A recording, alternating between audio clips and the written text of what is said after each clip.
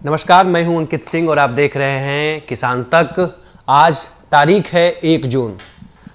ये दिन इसलिए बेहद खास है और तारीख भी इसलिए खास है क्योंकि इस तारीख में देश में कहा जाए तो एक दो तरह के चीज़ें हैं। विशेष तौर से ये है कि एक विश्व के सबसे बड़े लोकतंत्र देश का महापर्व यानी कि चुनाव का जो अंतिम चरण का मतदान है वो हो रहा है। और इस मतदान के बीच में आज का तारीख विश्व के जो कहा जाता है पन्नों में, इतिहास के पन्नों में लिखा गया है वर्ल्ड मिल्क डे के तौर पे भी 1 जून को मनाया जाता है। और इसी चीज़ को लेकर आज हम चर्चा करेंगे, विशेष तौर से मिल्क डे को लेके कि बिहार और देश में क्या स्थितियां हैं और इस मिल्क के साथ, दूध के साथ क्या और बेहतर संभावनाएं हो सकती हैं रोजगार के क्षेत्र में। इन्हीं तमाम विषयों को लेकर आज हमारे साथ सर जुड़ेंगे। सर पशु विज्ञान विश्वविद्यालय के सर कुलपति डॉक्टर रामेश्वर सर हैं और सर से जानेंगे कि सर ये पहले तो सर वर्ल्ड मिल्क डे की शुभकामनाएं। आपको भी बहुत बहुत शुभकामनाएं और सभी दर्शकों को भी कि इंटरनेशनल जो डेयरी फेडरेशन है उसकी तरफ से ये दिन निर्धारित किया गया था कुछ वर्ष पहले कि हर साल 1 जून को विश्व दुग्ध दिवस के रूप में मनाया जाएगा। तो इस पे तरह तरह के कार्यक्रमों का आयोजन किया जाता है और दूध और उसकी जो पोषक तत्वों की उसमें गुणवत्ता है और दूध से कितनी आय कितने परिवारों को मिलती है, उनका भरण पोषण होता है। और जो मिल्क प्रोटीन है जो कि एक बहुत हाई क्वालिटी प्रोटीन है वो हमें इसके द्वारा मिलता है अपने भोजन में। तो ये इसका सबसे बड़ा योगदान है। और प्रोटीन के अतिरिक्त ये सभी और भी न्यूट्रिएंट्स से भरपूर यानी कि कंप्लीट फूड कहा गया है दूध को। तो ये हम इसको अपने ट्रेडिशनल जो पुरानी मान्यता है उसके अनुसार तो हम इसको अमृत बोलते हैं। जी सर। तो सर एक है कि जो जहाँ तक मुझे जानकारी कि पर डे 250 लीटर करीब 250 ग्राम दूध लोग मिलना चाहिए लोगों को। तो अभी हमारा स्थिति देश में या बिहार में क्या कुछ है और क्या कुछ देख रहे हैं आने वाले समय में? ICMR यानी Indian council of medical research की तरफ से ये कहा गया है कि दूध जैसा आप बता रहे हैं कि 250 ग्राम के आसपास जो है प्रतिदिन उसका सेवन करना चाहिए ताकि आप में कुपोषण ना हो और आपको दूसरे विटामिन, मिनरल्स और कुछ न्यूट्रिएंट्स इसके थ्रू मिल जाएं। तो देश में ये हमारी उपलब्धता लगातार बढ़ती जा रही है क्योंकि हमारे दूध उत्पादन की दर हमारी जनसंख्या वृद्धि की दर से ज़्यादा है। तो अभी इसमें काफ़ी प्रगति हुई है, लेकिन अनेक राज्यों का अगर तुलना करते हैं तो उसमें अभी भी विषमता बहुत ज़्यादा है। बिहार में हम इस आंकड़े के करीब पहुंचे हुए हैं जो आप ICMR का कह रहे हैं। तो उस तरह से बहुत ज़्यादा एक्यूट शॉर्टेज नहीं है और हम इसमें लगभग अपनी आपूर्ति खुद कर पाने में सक्षम हो गए हैं। जबकि पंजाब और हरियाणा जैसे प्रांतों में ये 1 किलोग्राम से भी ज़्यादा है प्रति व्यक्ति, जो कि यहाँ पे हम 250 ग्राम की बात कर रहे हैं। तो ये अंतर है। और वहाँ क्योंकि मुख्यतः जैसे हरियाणा है वेजिटेरियन भी ज़्यादा हैं और दूध दही का प्रचलन भी ज़्यादा है। तो बिहार में हम जो है मटन या फिश का उपयोग या चिकन का उपयोग काफ़ी करते हैं। तो हमें जो पशु आधारित प्रोटीन है वो दूसरे सोर्सेज से भी मिलता है। तो मैं कहूँगा कि न्यूट्रिशन पॉइंट ऑफ व्यू से तो टोटल प्रोटीन यानी कि कुल जो प्रोटीन की मात्रा की आवश्यकता है उसका 1/3 जो है हमारे एनिमल सोर्स से हमें मिलना चाहिए। और उसमें होते हैं कि अमीनो एसिड से बना होता है प्रोटीन और कुछ अमीनो एसिड ऐसे हैं जो हमारा शरीर नहीं बनाता है, वो हमें बाहर से ही लेने होते हैं। तो एनिमल जो सोर्स हैं चाहे मिल्क, मीट एंड एग कुछ भी हो, वो हमारे को ये एसेंशियल अमीनो एसिड्स का एक अच्छा स्रोत है। और इसीलिए 1/3 जो प्रोटीन है वो हम कोशिश करें कि हमें एनिमल प्रोडक्ट्स के माध्यम से मिले। GDP का कितना रह रहा है दूध? दूध हमारा देखिए 6% के करीब डेयरी सेक्टर जो है वो भारत की GDP में कंट्रीब्यूट कर रहा है। और कृषि का जो क्षेत्र है उसमें इसकी लगातार हिस्सेदारी बढ़ती जा रही है। पहले ये कभी 20% के आसपास होता था कुछ वर्ष पहले, अभी 32% के तक पहुंच गया है। और बिहार में 42% है, राजस्थान में 42% है। तो ये बहुत बड़ा वैल्यू एडिशन है इकोनॉमी के अंदर। और इसके जो उत्पाद हैं उनमें भी प्रोसेसिंग के माध्यम से और ज़्यादा वैल्यू एडिशन किया जा सकता है। जो कि हमारा कोऑपरेटिव मूवमेंट कर रहा है। अभी हम बिहार का जो टोटल मिल्क प्रोडक्शन है उसका ऑर्गेनाइज सेक्टर में कुल 15-16% ही प्रोसेस कर पाते हैं। बाकी जो है अनऑर्गेनाइज सेक्टर में जाता है, हलवाइयों के पास जाता है या खुले रूप में बिकता है। तो उसमें गुणवत्ता के सवाल भी आते हैं और उसमें मूल्य संवर्धन भी कम होता है। कुछ मिठाई बनाने वाले तो काफ़ी अच्छा उसमें मार्जिन रखते हैं, लेकिन इधर इंडस्ट्री में देखने में आया है कि हम लोग एक नया सेक्टर जो कुछ वर्ष पहले शुरू हुआ था, जिसको हम फर्मेंटेड मिल्क्स बोलते हैं, यानी कि दही, योगर्ट, छाछ, मट्ठा और बहुत सारे और वेरिएंट्स हैं, कुछ चीज़ की वैरायटीज़ हैं। ये सेगमेंट काफ़ी प्रगति पर है और इसमें उद्योग के लिए यानी डेयरी इंडस्ट्री के लिए मार्जिन भी अच्छा है। सर, दही की बात हुई और दही की इसलिए मैं सवाल भी सर करूंगा क्योंकि आपने इस सेक्टर में पैकेजिंग या तमाम चीज़ों को लेके आपने बहुत काम किया, बहुत चीज़ें आपने दिया देश को, तमाम चीज़ें। तो दही को लेके चूँकि दूध का तो सर एक मिल जाता है, लेकिन किसान भाई या जो पशुपालक भाई दही को लेके एक व्यवसाय का जो कहा जाए अपने स्तर पे, ग्रामीण स्तर पे उसको नहीं कर पाते, तो वो क्या है और दही किस तरह से एक कहा जा सकता है? देखिए 1990 के दशक में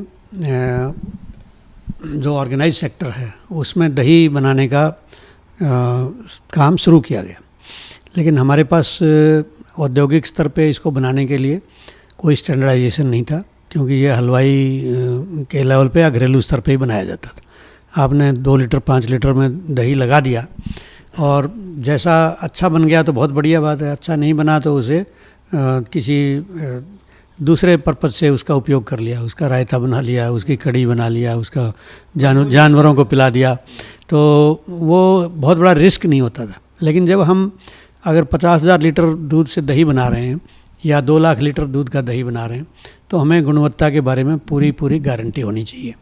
और उसकी गारंटी आती है कल्चर से, जो बैक्टीरियल कल्चर या खट्टा हम उसमें लगाते हैं वो किस गुणवत्ता का है। तो एनडीआरआई करनाल में जब मैं काम कर रहा था तो मुझे जिम्मा दिया गया राष्ट्रीय डेयरी डेवलपमेंट बोर्ड की तरफ से, आनंद से मुझे स्कीम मिली। उन्होंने कहा कि पैरामीटर दिए कि किस किस तरह का कल्चर हमें सेलेक्ट करना है, और हमने मिल करके एनडीडीबी के साथ काम किया और उसमें जो कल्चर अच्छे पाए गए, जो कि लगभग 4 घंटे में दही सेट कर देते हैं, दही की जो अम्लता है, एसिडिटी है, वो कंट्रोल में रहती है। 4 दिन 5 दिन स्टोर करेंगे तब भी वो बहुत ज़्यादा सुपर एसिडिक नहीं होगा कि आपको झटका लगे खाते ही जो है।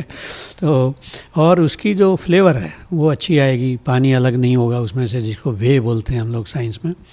तो ये और लेस नहीं बनेगी, या लेस बनानी है तो वैसा कल्चर चाहिए जिससे लेस बने कि आप चम्मच से उठाएं तो नीचे तक धागा की तरह वो खींचता चला जाए। तो ऐसी दही भी कुछ लोग पसंद करते हैं और कई मुल्कों में तो ऐसी दही खाई जाती है जिसको लेसदार दही बोलते हैं। तो ये काम हमने शुरू किया और इसमें जो कल्चर विकसित हुए वो पूरे देश में उनका उपयोग शुरू हुआ। और इनकी ट्रेनिंग भी देना ज़रूरी था कि हम फ्रीज ड्राइड कल्चर देते थे जिसको एक्टिवेट किया जाता है, तो कैसे एक्टिवेट करेंगे, कैसे इसका इंटरमीडिएट कल्चर बनाएंगे, फिर मदर कल्चर से बल्क कल्चर तक लेके जाएंगे।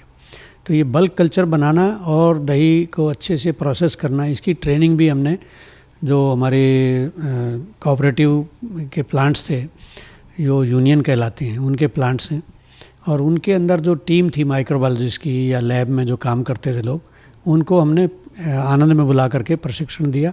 और ऐसे 8-9 प्रशिक्षण लगातार हमने कल्चर हैंडलिंग के कराए, जिससे कि औद्योगिक स्तर पे दही बनने लगी। और मैं देखता था कि हमारे कल्चर से जो हमने दिया हुआ है कितने लाख कप एक दिन में बन रहे हैं, यानी कि 80 लाख 70 लाख कप रोज़ के हमारे कल्चर से बनते थे। और सभी प्लांट्स कहते थे कि जितना हमें मार्जिन दही में मिल रहा है वो किसी अन्य प्रोडक्ट में नहीं है, तो हम दही को और ज़्यादा बढ़ावा देंगे। और आप आज देख रहे हैं कि कहीं पे भी आप कप खरीद लीजिए, कहीं पे लस्सी खरीद लीजिए, कहीं पे छाछ खरीद लीजिए, चाहे वो लॉन्ग शेल्फ लाइफ का हो जो UHT टेट्रा पैक में आता है, चाहे आपका छोटे कप में मिल रहा हो जिसको हम ताज़ा दही बोलते हैं। तो UHT भी ले सकते हैं और नॉर्मल भी ले सकते हैं। रोजगार कितना देख रहे हैं सर, कितना ग्रोथ हुआ है दही के सेक्टर में, और क्या कुछ लोगों को जो हमारे पशुपालक भाई हैं उनको क्या एडवाइजरी देंगे कि कैसे वो इस चीज़ देखिए, एक तो आंकड़े मेरे पास इस समय नहीं है टोटल के कितना हमारा ये प्रोडक्शन दही में हो रहा है, लेकिन एक बहुत बड़ा सेगमेंट है। मैं समझता हूँ कि कम से कम भी टोटल उसका 10% के आसपास जो है ना, जितना टर्नओवर है, अगर 50,000 60,000 करोड़ का अकेले अमूल का टर्नओवर है तो उसका देखिए आप 10% लगाइए कितना हो जाएगा। तो दही से जो इनकम आ रही है, कोऑपरेटिव सेक्टर में तो 85% जो टर्नओवर है वो किसान को वापस जाता है। तो इसलिए जितना प्रोडक्ट बन रहा है, जितना वैल्यू एडिशन हो रहा है, चाहे दही के रूप में हो, चाहे चीज़ के रूप में हो, पाउडर के रूप में हो, अन्य प्रोडक्ट्स के रूप में हो, उसका सीधा लाभ हमारे कंज्यूमर को ही अल्टीमेटली मिलता है। और ख़ुद से व्यवसाय करें तो देखिए डायरेक्ट मार्केटिंग उनको करनी पड़ेगी, उनको थोड़ी समझ इस चीज़ की भी रहनी चाहिए कि भाई कैसे हम ब्रांडिंग करें, कैसे गारंटी दें कि शुद्ध हमारी दही है, क्योंकि लूज जो चीज़ें बाज़ार में बिकती हैं उनके ऊपर बहुत कम भरोसा है कस्टमर का। पनीर में ही आप देख लीजिए कि हम पनीर बनाएं अगर शुद्ध दूध से तो उसकी कीमत क्या निकल के आएगी, और बाज़ार में उससे कम में मिल जाता है। तो कहीं ना कहीं या तो किसान को कम मिल रहा है या उसमें कुछ हेरा फेरी है। तो ये हेरा फेरी रोकनी है, और ये ब्रांडेड प्रोडक्ट्स जितनी हैं हमारे कोऑपरेटिव्स के माध्यम से आ रही हैं, उनमें गुणवत्ता की जांच होती है, उसमें क्वालिटी कंट्रोल अधिकारी जो हैं वो इसके लिए जिम्मेवार होते हैं, और कोई भी बैच का सैंपल कहीं से भी उठाया जा सकता है। तो मैं कहूँगा कि कोऑपरेटिव सेक्टर में या ऑर्गेनाइज सेक्टर में इस तरह की जो आशंकाएँ हैं मिलावट की, वो निराधार हैं, उसके बारे में निश्चिंत रहें। लेकिन लूज आप ख़रीदें तो अपने रिस्क पे ख़रीदें। मैं वर्ल्ड मिल्क डे पे यही मैसेज दूंगा कि एक तो हमें प्रति पशु जो उत्पादकता है वो बढ़ाएं, क्योंकि अब आगे आगे लोग ज़्यादा संख्या में पशु नहीं रख पाएंगे, परिवार छोटे होते जा रहे हैं, व्यावसायिक डेयरी बढ़ती जा रही है, लोग गांव में भी ऐसे परिवार हो गए हैं जो पड़ोसी के घर से दूध खरीदना पसंद करते हैं अपने से जानवर अपने पास पालने की बजाय, क्योंकि जानवर पालने पे जिम्मेवारी बहुत हो जाती है। तो इस तरह से जो हम ब्रीडिंग करा रहे हैं वो हम अच्छे आर्टिफिशियल इंसेमिनेशन का उपयोग करते हुए, जो जर्म प्लाज्म बढ़िया है, जो बुल जो सिलेक्टेड हैं, उन्हीं का सीमन यूज़ करके अपनी गुणवत्ता को सुनिश्चित करें कि आने वाली संतति जो है हमारे बाछे बाछी की, वो बहुत हाई जर्म प्लाज्म की हो, हाई क्वालिटी की हो।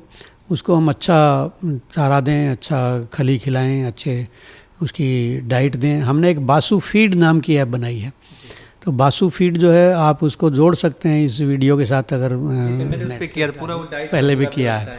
हाँ, तो उससे राशन बनाया जा सकता है, बैलेंस राशन, कम पैसों में। तो ये आप करेंगे तो देश में मैं समझता हूँ कि आज हमारे पास जितने जानवर हैं उसके आधे भी हो जाएंगे और दूध हमारा चौगुना हो जाए अगले 30 साल में। तो ये हमारा टारगेट हम लेकर के चल रहे हैं, इसमें ज़रूर अच्छे परिणाम आ रहे हैं और दुनिया में हम नंबर 1 हैं कई वर्ष से दूध उत्पादन में। लेकिन अभी प्रति पशु जो दूध की उत्पादकता है उसमें भी हमें और आगे बढ़ने की आवश्यकता है। पंजाब में जो होल्स्टीन फ्रीजन प्योर लेकर के आ रहे हैं लोग, तो वहाँ पे 60-70 लीटर की भी गाय मिल जा रही है, जो कि एक दिन में इस तरह का दूध का उत्पादन कर रही है।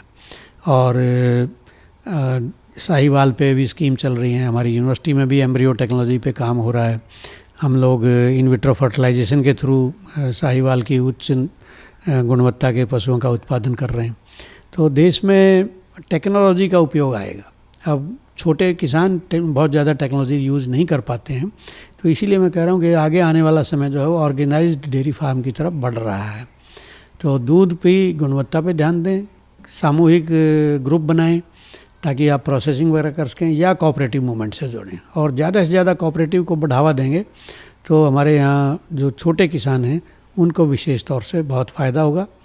अंत में मैं पुनः आप सबको वर्ल्ड मिल्क डे पर बहुत हार्दिक शुभकामनाएं देता हूँ। दूध पियो और सेहतमंद रहो। अगर ये वीडियो आपको पसंद आया है तो इसे लाइक ज़रूर करें।